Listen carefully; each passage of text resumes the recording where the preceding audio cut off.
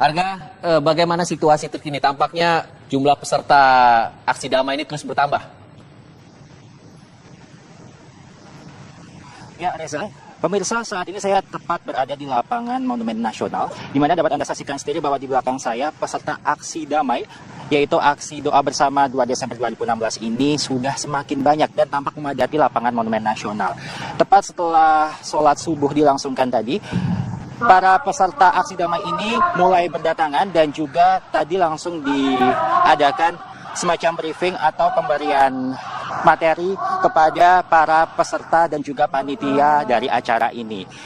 Kami bisa menyampaikan bahwa sampai saat ini sendiri panitia juga tampak masih bersiap-siap seperti menyiapkan sistem suara yang ada. Kemudian juga kami sempat melihat tadi ada persiapan panitia, yaitu menyiapkan pasukan untuk mengatur lalu lintas, di mana nanti pasukan pengatur lalu lintas ini akan mengarahkan para peserta aksi damai untuk memarkirkan kendaraan mereka di sejumlah kantung yang telah disiapkan, seperti misalnya adalah di kawasan Harmoni dan juga di kawasan Masjid Istiqlal. Kami mendapatkan informasi bahwa acara akan direncanakan dimulai pada pukul 8 pagi dan kemudian acara diisi dengan tausiah dan juga zikir oleh para pemuka agama Islam, diantaranya adalah Agim dan juga Ustadz Arifin Ilham. Kemudian acara akan berlangsung sampai dengan pukul 11.42 dan para peserta akan melangsungkan sholat Jumat berjamaah. Selepas sholat Jumat, kemudian acara doa bersama ini akan ditutup dengan tausiah oleh Habib Rizik. Berbicara mengenai fasilitas yang ada di dalam kawasan lapangan Monumen Nasional ini sendiri, kami melihat bahwa air bersih sudah disediakan, khususnya adalah untuk digunakan berwudu oleh para peserta. Dan kemudian juga kami melihat sejumlah tenda ataupun posko kesehatan, yang mana posko-posko kesehatan ini sendiri juga difasilitasi oleh Dinas Kesehatan Jakarta. Dinas Kesehatan Jakarta, atau tepatnya Dinas Kesehatan DKI Jakarta, menerjunkan kurang lebih 500 personil, 500 tenaga medis yang disiapkan untuk mengawal jalannya acara pada hari ini. Demikian yang dapat kami kabarkan. Kita kembali ke studio. Baik, terima kasih Arga Numadi langsung dari Kilang Monas Jakarta untuk mengetahui bagaimana persiapan saat ini. Berangsur memenuhi ya suasana di wilayah Monas hingga pagi hari. Dan juga pemirsa, dapat kami kabarkan langsung dari Masjid Istiqlal bahwa tadi sempat saya kabarkan kepada Anda bagaimana sejuk dan damainya sholat subuh di Masjid Istiqlal secara berjamaah dari para peserta aksi damai Super Damai, yakni atau aksi bela Islam Jilid 3 ini. Saat ini para peserta aksi Super Damai atau aksi 212 ini tengah melakukan persiapan untuk bergerak menuju Monas, di mana nanti akan digelar aksi Super Damai, yakni yang diisi dengan tausiah, zikir, doa bersama, dan juga diakhiri sholat Jumat berjamaah di Monas nanti, yang akan dipimpin sebagai imam dan khatib, yakni Ketua Umum dari MUI. Dan juga dapat kami kabarkan saat ini para peserta aksi bela Islam Jilid 3 saat ini tengah melakukan persiapan. Mereka sedang melakukan sarapan pagi dengan mengisi perut mereka agar bisa beraktivitas nantinya untuk melakukan aksi, nanti bergerak menuju ke Monas. Dapat kami kabarkan juga bahwa memang sejak makanan yang tadi, logistik yang disediakan tadi terkumpul sejak tadi malam memang cukup banyak. Beberapa posko juga membagikan makanan kepada peserta aksi dan juga minuman. Tadi juga terlihat sangat kondusif, tidak ada antrian, sangat tertib dan juga tidak ada kerumunan yang cukup mengganggu.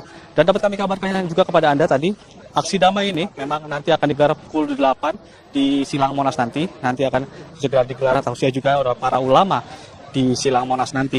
Dan dapat kami kabarkan pengamanan untuk itu sudah dilakukan pengamanan di sejumlah titik dan juga ada pengamanan sekitar 22.000 personil gabungan antara TNI dan juga Polri yang sudah dipersiapkan untuk mengamankan aksi Super Damai ini.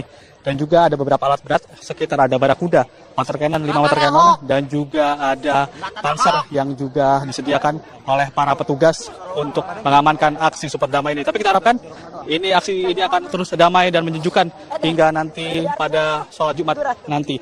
Demikian dapat kami kabarkan sementara ini dari Masjid Istiqlal Jakarta Pusat. Kembali pada Anda, Yaumi. Ya, baik, Ivan mengabarkan langsung dari Masjid Istiqlal Jakarta. Dan pemirsa, kabar pagi masih akan kembali dengan informasi penting lainnya. Terpanggil dan berupaya untuk hadir, ikut serta bersama, duduk bersama di Silang Monas untuk menyampaikan doa dan juga zikir kehadirat Allah Subhanahu wa taala sesuai dengan tagline mereka hari ini, Aksi Damai 212. Dan sejumlah ruas memang dari yang saya lalui atau saya lintasi sudah ada beberapa yang dialihkan oleh pihak kepolisian terutama dari kawasan Jalan Muhammad Husni Tamrin yang beberapa dialihkan ke Jalan Kebon Siri, Wahid Hasim, dan lain sebagainya. Bagi Anda, warga masyarakat yang tetap beraktivitas pagi ini, mungkin bisa menyimak informasi baik itu di sosial media ataupun di kami TV One yang akan menyampaikan informasi terus-menerus sepanjang aksi damai 2 Desember 2016. Langsung saja karena sudah bersama kami seseorang yang juga ditunggu-tunggu oleh umat di Silang Monas. Ini ada kami menyebutnya Bang Opik, Ustadz Opik. Assalamualaikum. Assalamualaikum warahmatullahi wabarakatuh. Ya, kita langsung saja karena waktu beliau tidak banyak begitu untuk kita harus segera masuk ke dalam. Ya. Bertindak sebagai apa nih, Bang Opik? Aku di sini ya mungkin sholawatan, nasyid, kemudian juga ya menyapa seluruh jamaah yang di sini, masya Allah ya. Jadi ini satu hal yang luar biasa. Ya. Kita berkumpul begini super damai dan bahkan dari seluruh Meskipun krimis nih sudah. ya, seluruh Nusantara, tidak hanya Indonesia, bahkan dari Malaysia. Betul. Semua dengan niatan bahwa kita hari ini bagaimana penegakan hukum ya. Jadi masya Allah luar biasa. Yang paling penting di sini saya mengapresiasi seluruh jamaah yang datang ya dari seluruh Nusantara dengan niatan damai. Kita doa bersama, kita mohon kepada Allah. Nah inilah ternyata seperti juga pendahulu kita ya yang NKRI beneran nih ya, yang ini nih masya Allah nih. Jadi masya Allah, ya. Sekali lagi pada pukul berapa mungkin nanti masyarakat bisa melihat Bang Opik gitu? Ya mungkin saya awal-awal ya. Ini kita start jam 8. Sebenarnya saya sudah dari semalam di sini ya. Kita coba soundnya apa gitu ya. Tapi nanti start jam 8 kita akan mulai, kita akan zikir, kemudian mungkin ya kalau saya diperlukan saya bernasyid, saya akan bernasyid. Kalau enggak, saya cukup gembira saya berkumpul ya. Di sini tempat ini menyatukan kita semua dari segala elemen, dari segala aliran. Kita jadi satu di sini. Masya Allah luar biasa. Bagi mungkin sebagian masyarakat yang tetap beraktivitas hari ini begitu ya. Karena perkantoran pun juga tidak ada yang mengatakan meliburkan karyawan dan lain sebagainya. Sebagai salah satu perwakilan begitu ya Bapak-bapak, Bang Opik ini mungkin apa yang bisa disampaikan kepada masyarakat Jakarta khususnya atau masyarakat Indonesia secara umum gitu ya terkait dengan aksi damai 212 ini. Jadi yang terpenting bahwa kami berkumpul di sini ini benar-benar dalam rangka mendukung NKRI. Amin. Amin. Dan masya Allah luar biasa. Kemudian di sini juga kita mohon kepada aparat untuk penegakan hukum. Ya. Kemudian yang paling penting yang tadi saya bilang ini apresiasi dari seluruh umat Islam di seluruh Nusantara, ya, tidak hanya Nusantara berkumpul di sini, masya Allah. Ini tempat ini menyatukan kita, ukhuwah kita jadi satu, masya Allah luar biasa. Baik, ya? Sepertinya tidak bisa terlalu lama juga nih kita menahan Bang Opik karena sudah harus istilahnya tadi kalau misalnya musisi mengatakan cek sound, kurang lebih seperti itu ya. Baik, terima kasih Bang Opik dan juga untuk teman-teman yang lainnya sudah hadir di Apa Kabar Indonesia Pagi. Selamat beraktivitas kembali mungkin. Baik, terima kasih. Itu tadi salah satu yang akan menyampaikan juga dalam artian mengisi agenda aksi 2 Desember 2016 pada pukul 8 mulainya dan nanti akan juga melaksanakan ibadah sholat Jumat secara berjamaah dan pada pukul 1 nanti diharapkan sudah selesai dan para pemimpin-pemimpin kelompok, ulama, umaro dan lain sebagainya juga ikut juga mengawal kembalinya lagi sejumlah masyarakat ke tempat mereka masing-masing. Baik, kita akan terus mengawal informasi. Benar, jadi terima kasih bahwa persiapan untuk kegiatan ibadah besok pagi, insya Allah persiapan sudah 90%. Diharapkan sisa malam ini kita merapihkan hal-hal yang kita tuntaskan, yang tentunya besok mudah-mudahan pada pukul 5, istilahnya itu sudah tidak ada masalah lagi dan siap menerima kunjungan masyarakat yang akan hadir di Silang Monas. Mulai Jadi, pukul 5 ya Pak Boy ya? Ya, pada prinsipnya tentu nanti akan secara berangsur ya, masyarakat dan Baik, Pak Boy? Kami perkirakan akan hadir. Baik, Pak Boy, mungkin klarifikasi sedikit Pak Boy, apakah benar ada aksi-aksi lain yang juga ingin menggunakan hari yang sama, di jam yang sama juga pada tanggal 2 Desember esok? Dari Komite Serikat Pekerja KSPI yang dipimpin oleh Pak Said Iqbal itu berupaya untuk tetap bisa hadir besok. Yang sejauh ini sudah kita upayakan untuk memilih hari lain. Nah, andaikan memang besok pagi mereka tetap memutuskan untuk hadir dalam artian sampai dengan siang dan bahkan mungkin sore, ya pada dasarnya nanti yang terpenting kami himbau untuk tetap dengan tertib ya dalam pelaksanaan unjuk rasa yang tentunya agendanya berbeda. Baik. Pak Boy? Pak Boy? Pak Boy masih bisa mendengar kami? Pak Boy? Halo? Ya, baik. Halo? Pak Boy, kita bisa klarifikasi esok mungkin Pak Boy dan seluruh jajaran akan menggunakan sorban sepertinya ya, dan kopiah, atau seperti apa? Ya, ada petugas-petugas kita yang akan ikut serta ke dalam, Mbak Balkis. Ada ikut untuk kegiatan zikir bersama, itu tetap berpakaian dinas dan memang benar menggunakan kopiah ya.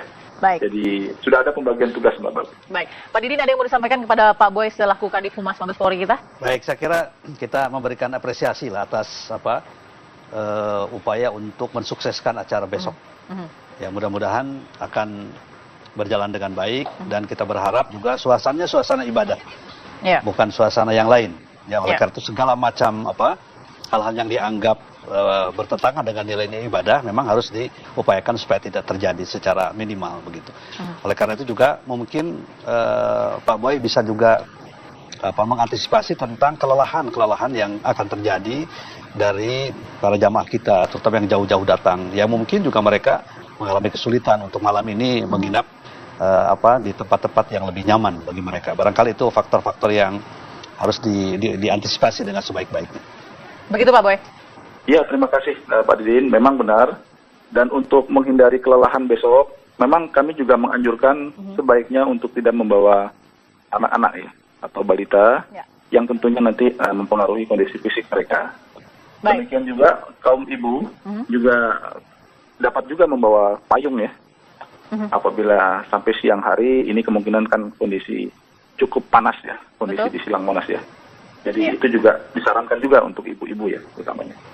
Kemudian untuk seluruh umat muslim yang akan sholat Jumat bersama, ya jangan lupa membawa sajadah. Ya, jadi sajadah sangat diperlukan karena tentu tidak semua bisa disiapkan oleh panitia. Baik. Irjen Pol Boy Rafli Amar, Kadif Humas Mabes Polri. Terima kasih Pak Boy, selamat bertugas kembali Pak Boy Rafli.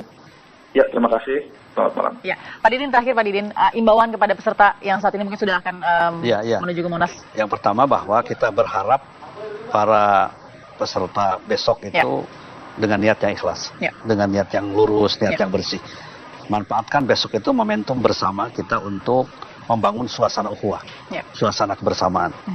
Mudah-mudahan di antara waktu jam 8 sampai dengan jam 1 itu tidak ada hal-hal yang merusak keikhlasan dan kehusuan kita dalam beribadah. Baik. Kemudian kita yakin bahwa kasus ini akan segera ditangani dengan profesional dan dalam waktu yang cepat. Baik. Ya. Dan kita bersama harus terus mengawasi itu. Ya, tidak boleh kita dengan acara besok itu selesai, tidak boleh. Baik. Ya, kita harus awasi, kita harus bila perlu kita tunggui gitu ya, sampai betul-betul kasusnya itu secara transparan ya dilakukan di pengadilan dengan seprofesional mungkin. Betul. Nah, bagi Pak Kiai sebenarnya peserta mengerti nggak maknanya ini berdoa ini untuk juga memberikan paling tidak peluang atau paling tidak kesempatan bagi aparat untuk menjalankan prosedur yang ada. Iya. Jadi saya kira doa itu kan sebenarnya bagian dari ikhtiar kita supaya difahami oleh kita semuanya bahwa ini ada masalah yang sangat besar yang tidak boleh dibiarkan berlarut-larut, harus segera dipotong begitu. Ini sudah cepat sekali loh. Ya. Dan kita berterima kasih tentu proses yang dilakukan sangat cepat ya. Tersangkanya itu luar biasa cepat sekali, kemudian diajukan ke kejaksaan tadi siang ya. Nah itu sangat cepat.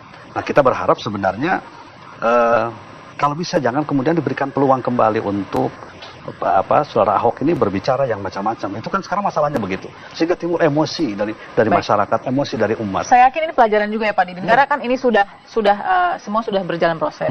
Dan saya rasa dua pihak juga sudah mulai menjaga. Yang satu mau melalui jalur hukum, yang satu juga mau menahan diri. Jadi menurut saya juga sebenarnya ini sudah berjalan sesuai. Tapi kalau dikaitkan dengan aksi yang akan berjalan ini Pak Didin, sebenarnya aksi ini nanti benarkah akan menuju ke rujuk nasional kabarnya? Apakah perlu di situ saja lah rujuk nasional langsung di 2 Desember, jadi tidak usah ada lagi kemudian aksi-aksi berikut gitu?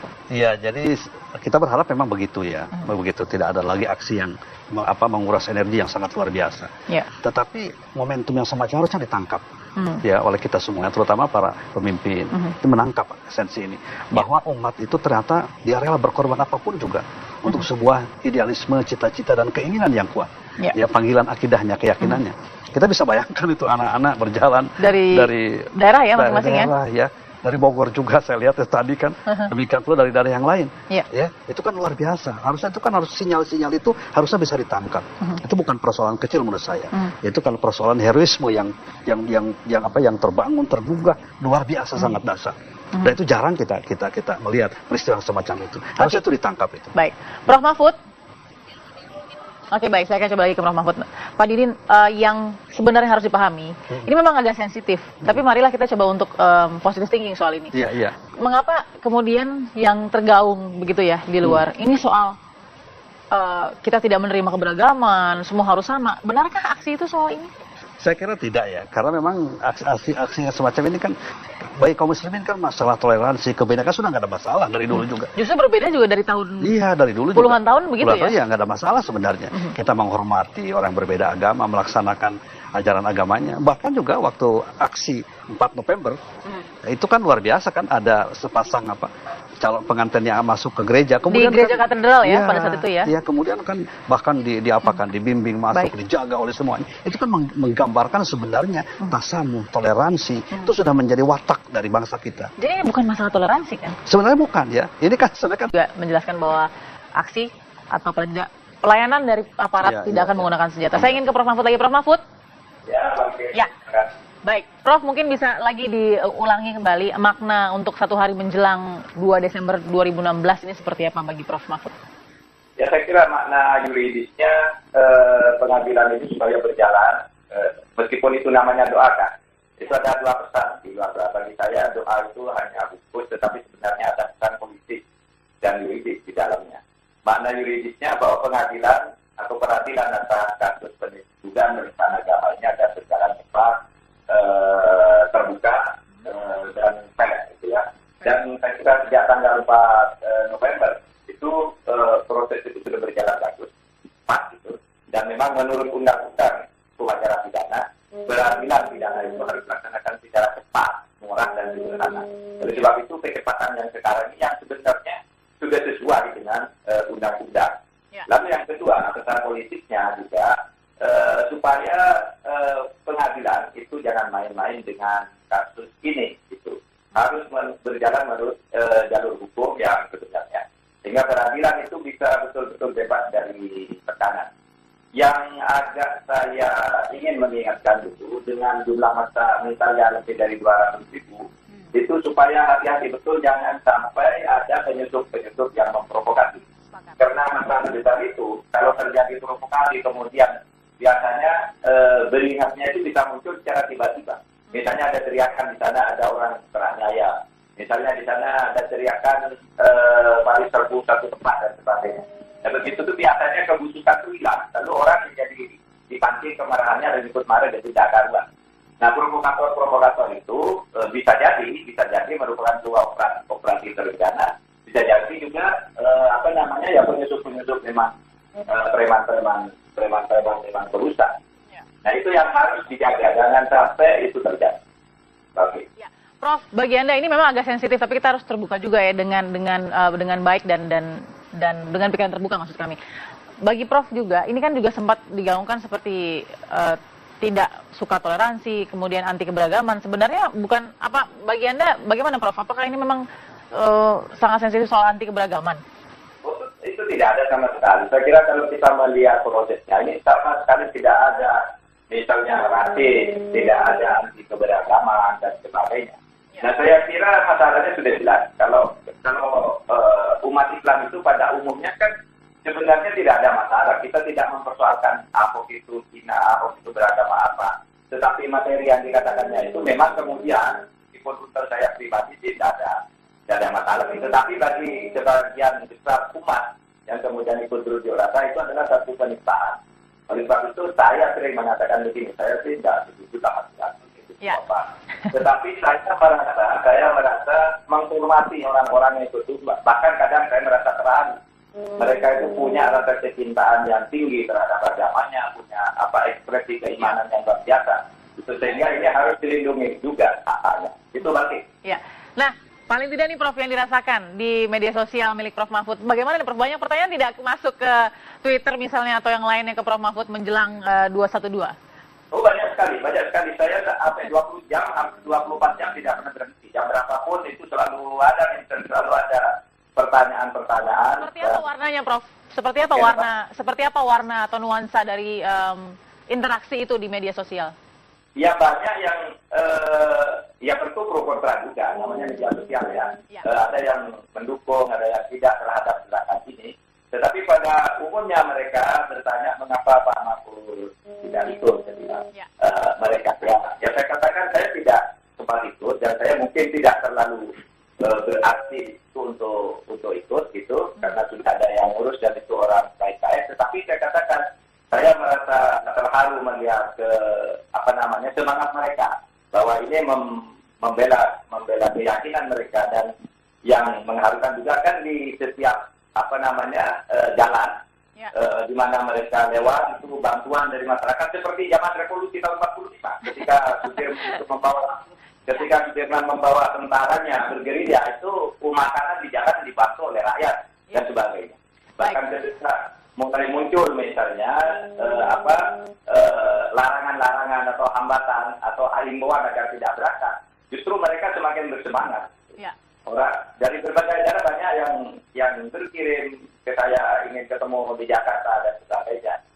Mereka berombongan, ada yang bayar pesawat sendiri, ada yang perahu, ada yang kapal laut dan sebagainya, bawa mobil semuanya gitu. Nah, saya katakan saya tidak ikut, saya ada acara Jogja sudah lama direncanakan gitu, tetapi saya berempati dan saya ya terus berdoa juga dari jauh agar semuanya berjalan lancar dan proses hukum ya berjalan secara fair. Mudah-mudahan juga pengadilan atau teman-teman saudara-saudara muslim kita itu tidak mendesak pengadilan di luar jalur hukum yang kerja. Pokoknya dilaksanakan saja proses-proses itu secara fair dan transparan. Saya kira apapun hasilnya itu umat dan rakyat Indonesia akan menerima. Dan saya kira harus dihentikan kontroversi yang satu dianggap anti keberagaman, radikal dan sebagainya. Saya kira proses hukum aja kembalikan semuanya tidak ada konfrontasi.